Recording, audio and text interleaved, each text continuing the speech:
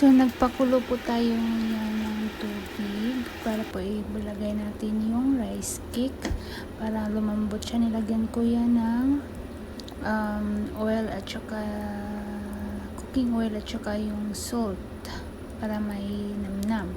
Saka ito po yung Chinese sausage nila. Ang tawag po dito is lamchong man.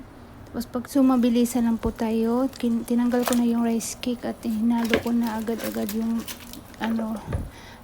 gailan para po mabilis po ako kasi nga mayroon pa akong mga dapat gagawin. So ito na yan. Binablanch ko lang yan ng mga 15 to 20 minutes at 15 to 20 seconds po. Minutes tuloy. Yan po at saka tinanggal ko na agad-agad. Nahati na natin yung lamchong. Tapos ito, cook na din. Nilagay na natin ng pagkatapos nagpainit tayo ng garlic.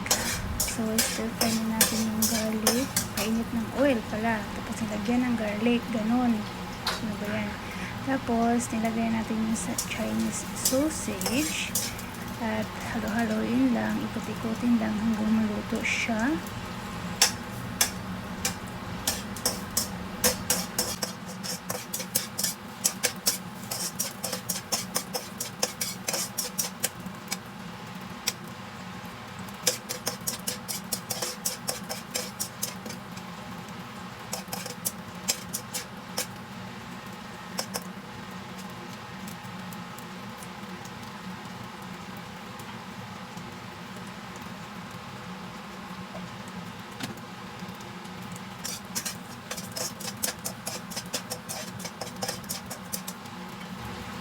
Next step natin is ihalo na natin yung gailan. Ewan ko kung anong English na parang parang leaves broccoli man ito. Yung parang broccoli man yan siya.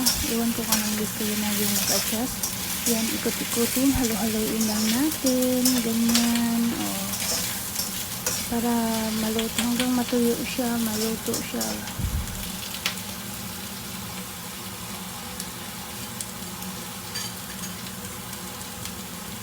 So, after that, natuyo na siya. Ilagay na natin yung rice cake natin na nilagay natin ng sesame oil. Yun. So, ayan na siya. Ikot-ikotin na naman. Halo-halo. Halo-halo. Mix.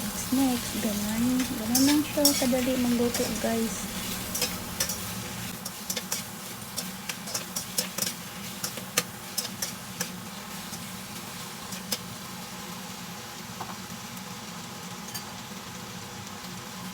Pagkatapos natin ikot-ikotin, halo-haloin, nilagyan ko siya ng fish soya sauce, yung parang seafood soya sauce.